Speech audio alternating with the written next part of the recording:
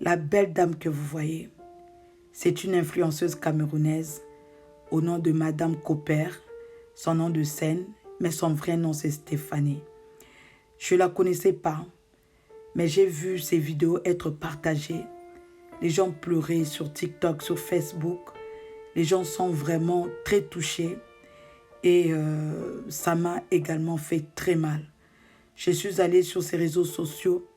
J'ai vu qu'elle était vraiment active dans tout ce qu'elle faisait. Elle était très active et aujourd'hui, elle n'est plus. Aujourd'hui, elle a laissé tous ses abonnés. Elle est partie. Mais nous allons d'abord écouter qu'est-ce qui s'est passé. Je vous ai pris un extrait de ses proches. Écoutons ensemble. Que Dieu vous bénisse. Elle a reçu la réunion. Bon, tout à l'heure, Samuel nous disait qu'elle avait reçu la réunion. Donc après la réunion, depuis ce jour jusqu'à aujourd'hui, ça n'allait pas. Elle a même fait 10 jours étant à l'hôpital là-bas. Là, je suis dépassé. Je suis dépassé. C'est-à-dire, les gens, vous faites des choses, vous ne pensez même pas à leur famille. Son petit garçon l'a fait comment? Elle vivait qu'avec son fils. Son mari, même avec elle s'est mariée là, il ne vit même pas au Cameroun. Et c'est pas le père de Jaden. Elle ne se sentait pas bien. Mais maintenant, nous on banalisait comme on ne fait pas qu'on banalisait. On a même demandé qu'elle appelle, puisqu'elle est ambassadeur de Wasiko. On a demandé qu'elle appelle, qu'on vienne la consulter. Elle n'a pas travaillé lundi. Elle n'a pas travaillé lundi. Elle a déposé des Jaden à l'école mardi à peine, parce qu'elle ne s'en allait pas vraiment. Mais ce qui est certain, c'est qu'elle n'avait pas de cancer, que ce soit du cerveau, que ce soit du foie, que ce soit. Elle n'avait pas de cancer. C'était on est juste surpris quelqu'un de bien important et puis bon, ça va pas, elle a mal au ventre, elle vomit, tout ce qu'elle avale, même l'eau elle vomit et tout, elle vomit, ça sort bizarre et c'était pas le cancer. Pas le cancer. Non, c'était juste pour éclairer un peu votre petite lanterne. Maintenant, après, chacun est libre de discuter sur les réseaux. On met son congélateur. Chacun est libre tu trempes d'abord dans de l'eau et puis tu mets au congélateur. Chacun est libre de dire ce qu'il veut sur les réseaux sociaux, mais en même temps, moi, comme je dis, j'ai suivi, ça fait peut-être, avant de commencer à commenter, je vous ai suivi là, peut-être 10 à 15 minutes. Non, franchement, merci pour ce que vous faites. Mais c'est vrai que jusqu'à présent, même si j'avais pas reçu des photos et des vidéos, comment on mettait le corps à la je n'aurais pas cru. Je n'aurais pas cru. Parce que si j'ai dit, on a parlé il y a 3 jours. On s'est, comme d'habitude, on s'est engueulé. Au lieu de dire que si c'est la grossesse qui te menace, ne sais pas mieux, ton mari même t'appelle, tu vas le rejoindre en Europe. Et ici, là, les hôpitaux, tu vas accoucher, même l'enfant va sortir, les moustiques vont le piquer à la quintini et tout ça. Donc, elle m'a dit que non, ce n'est pas la grossesse là qui me menace. Mais bon, je pense que ça va aller. Mais après, ça n'a pas duré 3 jours. Ces malaises n'ont pas duré 3 jours. Ces malaises n'ont pas duré 3 jours. Donc, sa mère, l'information que vous avez là, que sa mère vous a dit sa mère ne peut pas vous dire ça parce que c'est pas possible. Sa mère, actuellement, sa mère ne parle même pas. Sa mère ne parle pas. Même à Bali, là-bas, au quartier, elle ne parle pas. Elle ne parle pas. Bon, tout à l'heure, Samuel nous disait qu'elle avait reçu la réunion. Donc après la réunion, depuis ce jour jusqu'à aujourd'hui, ça n'allait pas. Elle a même fait 10 jours étant à l'hôpital là-bas. Là, je suis dépassé. Je suis dépassé. C'est-à-dire, les gens, vous faites des choses, vous ne pensez même pas à leur famille. Son petit garçon l'a fait comment? Elle vivait qu'avec son fils. Son mari, même avec elle s'est mariée là, il ne vit même pas au Cameroun. Et c'est pas le père de Jaden. Elle ne se sentait pas bien. Mais maintenant, nous on banalisait comme personne. Donc c'est même pas possible que je lui donne l'information. Sa petite soeur est tombée. Sa petite soeur s'est élevée hier pendant qu'on était au téléphone. Donc les informations, peut-être ce sont les histoires, les racontages de sa dernière petite soeur Jaja. Donc que ce soit Jaja, que ce soit Masso, personne, bref, comme c'est la famille Masso, personne n'a pu donner l'information. Ça, ce sont les racontages. Personne n'a pu donner l'information que Stéphanie avait le cancer parce qu'elle n'avait pas de cancer. Elle n'était pas. J'ai dit qu'elle avait le soi-disant par lui qui a pris l'intoxication alimentaire là. Comme j'ai dit à sa. J'ai dit parce qu'on a fait on a fait une réunion toute la nuit dans le groupe WhatsApp. En fait, nous tous qui avons grandi ensemble. Comme j'ai dit que la personne qui a du reste pas moi. C'est tout ce qu'il y a à le faire. Et là maintenant, la seule chose qu'on peut faire, c'est retenir de son fils. Parce que si on ne l'attache même pas à la limite, l'enfant là peut faire un truc qui n'est pas bien. Son mari, certes, il est inconsolable, mais voilà, c'est pas pareil, peut-être que le père une mère. Mais le commentaire de cancer, là, c'est assez totalement. J'espère que vous allez tous bien. Dans notre rubrique Réalité-Vérité, je vous emmène cette histoire de Madame Cooper. C'est une influenceuse camerounaise qui vient de mourir. Et j'ai vu son histoire, je ne la connaissais pas franchement. Je suis juste tombée sur son histoire sur TikTok et j'ai vu comment est-ce que les gens sont en train de partager ces vidéos, partager. Alors j'étais curieuse de savoir qui elle était. J'ai compris que c'est une influenceuse et elle était beaucoup suivie. Elle avait plus de 700 000 personnes sur son TikTok. Elle était présente sur Facebook, sur Snap, sur YouTube. Et aujourd'hui, malgré son influence, aujourd'hui, elle n'est plus. Et ça fait mal. Vous avez écouté ses proches, selon l'histoire, c'était son tour de prendre l'argent de la tontine. Elle était partie à La Réunion. Dieu l'a bénie. Dieu lui a donné un mari. Elle était tombée enceinte. Elle avait son visa de Suisse, peut-être pour aller rejoindre son mari. Et c'était son tour de prendre l'argent de la tontine.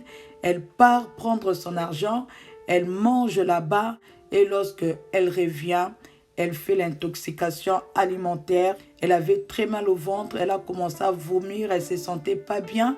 Donc, selon ses proches, c'est un empoisonnement. Ça fait très mal de voir une dame, une très belle femme comme ça, avec son beau bébé. J'ai vu son bébé, il est vraiment très mignon. De laisser cette vie comme ça à cause peut-être, je pèse mes mots, je dis peut-être, de la méchanceté des humains. Je ne sais pas qu'est-ce que ça vous fait lorsque vous éliminez des gens comme ça à cause de la jalousie. Lorsque la Bible nous dit que celui qui hait son frère est un meurtrier. Donc la jalousie, la haine bien-aimée peut conduire au meurtre. Vous voyez ce qui s'est passé avec Madame Cooper. Je suis choquée. Je ne la connaissais pas, mais elle m'a troublée toute la journée. Toute la journée, j'étais attristée. Toute la journée, j'étais très mal de voir une personne comme ça finir sa vie à cause peut-être de la méchanceté des gens, à cause peut-être de la jalousie. Et ça, c'est méchant. Dieu ne vous laissera pas impuni, à moins que vous vous repentez. Qu'est-ce qu'on peut retenir dans ça? Il y a son amie, j'ai suivi sur TikTok. Je crois que c'est toujours la dame qui explique ici. Elle a dit que non, Stéphanie, elle ne nous cachait rien, on savait tout d'elle. Bien-aimé, deux fois, il ne faut pas tout dire. Dans la vie, vous devez apprendre à être discret. Dans certaines choses, tout n'est pas à raconter, tout n'est pas à dévoiler, parce que tu ne connais pas le cœur de l'homme. Oh, lorsque Dieu nous interdit des choses bien-aimées, c'est toujours pour notre bien. Lorsque Dieu dit que maudit soit celui qui se confie à l'homme, Dieu n'aime pas qu'on puisse nous confier aux hommes. Pourquoi? Parce qu'on ne connaît pas les états d'âme des gens. Tu vas aller parler de ton visa. Tu vas aller parler peut-être de ton mariage, de ta grossesse. Mais tu ne sais pas le cœur de l'homme bien-aimé. Il y a deux fois à cause de l'indiscrétion, nous nous attirons nous-mêmes bien-aimés des combats. À cause de l'indiscrétion bien-aimée, nous nous attirons nous-mêmes bien-aimés les mauvais yeux. Bien-aimés, faites attention. Tout n'est pas à dire. Lorsque tu fais tes projets bien-aimés, fais-le pour toi. Garde ça pour toi. Tes amis ne sont pas obligés de connaître tout de toi. Ta famille même n'est pas obligée de connaître tout de toi. Parce que tu ne connais pas. Surtout si vous êtes né dans une famille où il y a la concurrence. Si vous êtes né dans une famille où il n'y a pas l'amour. Si vous êtes né dans une famille où il n'y a pas de soutien. C'est toujours des disputes entre vous, bien-aimés. Vous devez faire attention. La discrétion est toujours bien. La parole de Dieu nous demande d'être prudents comme le serpent. Bien-aimés, soyez discrets. Lorsque vous faites vos choses, soyez discrets. Lorsque vous faites vos voyages, alléluia, soyez discrets, bien-aimés. Il faut être discret dans la vie, ça va vous protéger. Tout n'est pas à dire, tout n'est pas à raconter, parce que tu ne connais pas le cœur de l'homme. Il y a de ces gens qui sont à côté de nous, bien-aimés. Ce sont des personnes qui aiment nous voir échouer, qui aiment nous voir sombrer. Lorsque ton étoile brille, bien-aimé, ça ne plaît pas à tout le monde. Faites très attention. Ça ne plaît pas à tout le monde, bien-aimé. Le Seigneur Jésus-Christ a dit que l'homme aura pour ennemi les gens de sa maison. L'homme aura pour ennemi les gens de sa maison. Donc sache que ton ennemi n'est pas loin. Ton ennemi est avec toi. Faites très attention, mes amis. Ton ennemi peut être ton parent. Ton ennemi peut être ton meilleur ami ou ta meilleure amie. Il faut faire très attention. Ecclésiaste 7, verset 14 nous dit ceci. Au jour du bonheur, sois heureux, et au jour du malheur, réfléchis. Dieu a fait l'un comme l'autre, afin que l'homme ne découvre en rien ce qui sera après lui. Pendant ces moments difficiles, pendant ces moments de malheur, nous devons réfléchir. C'est vrai que la mort n'est pas un malheur pour tout le monde. La mort est un malheur pour celui ou celle qui a rejeté le Seigneur Jésus-Christ de son vivant. Pour toute personne qui a accepté le Seigneur Jésus-Christ et qui a travaillé à son salut bien-aimé, la mort pour elle, c'est un gain. Parce que nous quittons ce monde de méchants, nous quittons ce monde de combat pour aller dans le repos éternel, pour ensuite hériter le royaume des cieux. Mais lorsque une personne des sang vivants, elle a rejeté le Seigneur, là, la mort, c'est vraiment un malheur. C'est pourquoi notre sœur Stéphanie, aujourd'hui, elle n'est plus. Elle a laissé ses abonnés, elle a laissé tout ce qu'elle avait ici sur la terre. Mais le problème, c'est seulement de savoir, est-ce qu'elle avait accepté le Seigneur Jésus-Christ? Est-ce qu'elle avait arrangé avec son Dieu? Là, ce n'est que elle et son Dieu qui connaissent. Parce que la parole de Dieu nous dit ceci dans Philippiens 2, verset 12. Ainsi, mes bien-aimés, quand vous avez toujours obéi, travaillez à votre salut avec crainte et tremblement, non seulement comme en ma présence, mais bien plus encore maintenant que je suis absent. L'apôtre Paul, lui qui était un apôtre de Dieu, qui connaissait la parole, qui gagnait les païens, il dit ceci, que je traite durement mon corps. Je les laisse à ses outils pour ne pas être rejeté après avoir prêché aux autres. L'apôtre Paul, malgré qu'il avait accepté le Seigneur Jésus-Christ, malgré qu'il avait tout abandonné, car il a dit que tout ce que je regardais comme un gain, maintenant je les regarde comme de la perte pour gagner Jésus-Christ. Pour dire que, bien-aimé, après avoir accepté le Seigneur Jésus-Christ, tu dois travailler à ton salut avec tremblement, parce que tu ne connais ni le jour ni la date. Notre sœur, elle est partie, bien-aimée, manger quelque part, mais elle ne savait pas que c'était pour elle la fin. Elle ne savait pas qu'il lui restait que quelques jours pour mourir, bien-aimée. Toi qui m'écoutes aujourd'hui, tu ne sais pas ta fin. Il ne faut pas dire que non. Les gens disent toujours que Jésus-Christ revient bientôt, mais Jésus-Christ ne vient pas. Alors laisse-moi, je veux m'amuser comme je veux. Ecclésiaste 11, verset 9 nous dit ceci. Jeune homme, réjouis-toi dans ta jeunesse. Livre ton cœur à la joie pendant les jours de ta jeunesse. Marche dans les voies de ton cœur et selon les regards de tes yeux. Mais sache que pour tout cela, Dieu t'appellera en jugement. Bien-aimés, nous tous, Dieu nous appellera en jugement. Est-ce qu'aujourd'hui, si tu meurs, tu es sûr d'hériter le royaume des cieux? Est-ce que tu es en train de travailler à ton salut avec tremblement?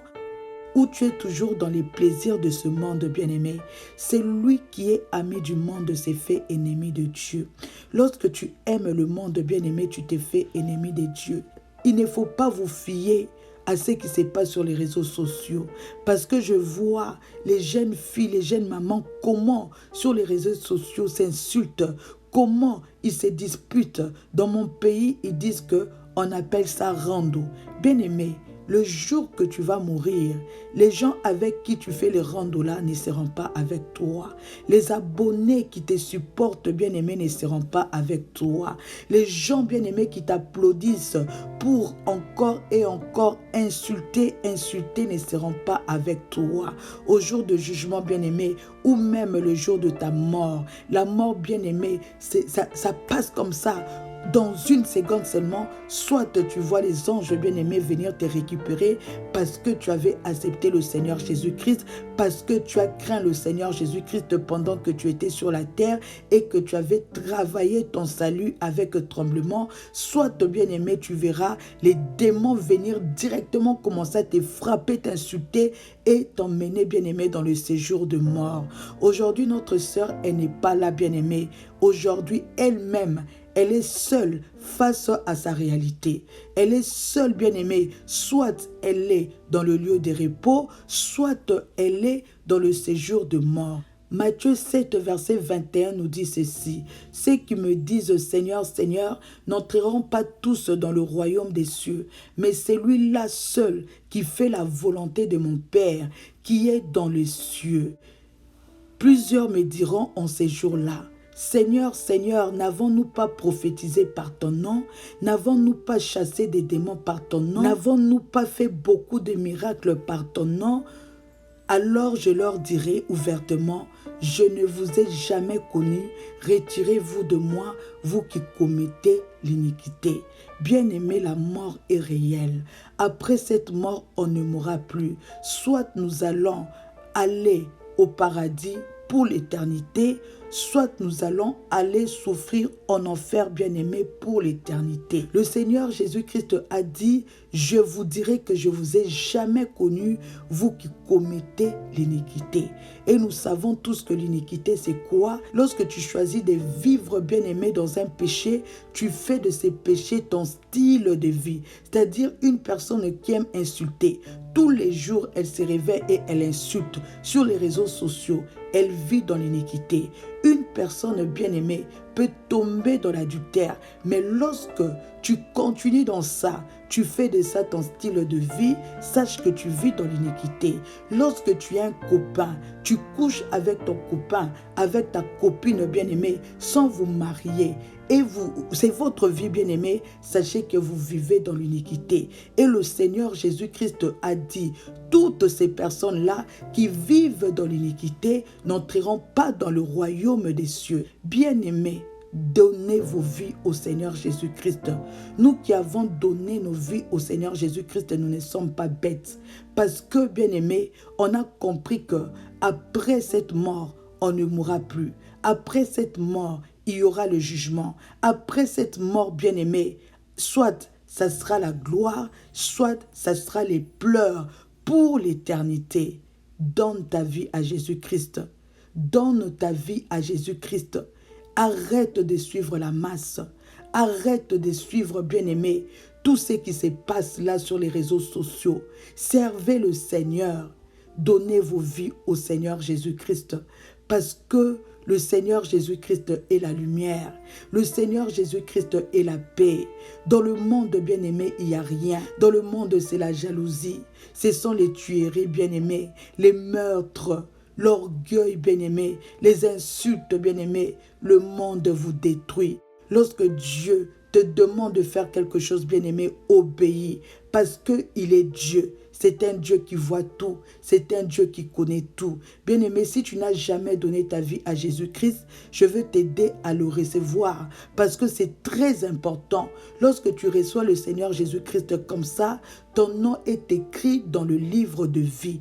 Lorsque tu reçois le Seigneur Jésus-Christ, ton nom sera automatiquement écrit dans les livres de vie. C'est-à-dire, tu seras candidat du paradis. Mais il faut après persévérer jusqu'à la fin. car le Seigneur Jésus-Christ promet à ceux qui persévéreront jusqu'à la fin de ne pas effacer leur nom dans le livre de vie. Alors tu vas faire cette prière. Seigneur Jésus-Christ, je te rends gloire pour ma vie. Je te dis merci parce que tu m'as encore fait grâce de vivre aujourd'hui. Je viens auprès de toi pour te demander pardon. Pardonne mes péchés. Pardonne mes iniquités, Seigneur. Je t'accepte aujourd'hui comme étant mon Seigneur et Sauveur. Seigneur, merci de faire de moi ton enfant. Et merci d'être mon Dieu. Au nom puissant du Seigneur Jésus-Christ, j'ai ainsi prié. Amen, amen, amen.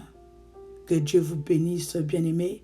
Si vous n'êtes pas abonné, abonnez-vous sur cette chaîne parce que vous serez vraiment bénis par la parole de Dieu. Que Dieu vous bénisse abondamment. On se voit très bientôt. Bye bye.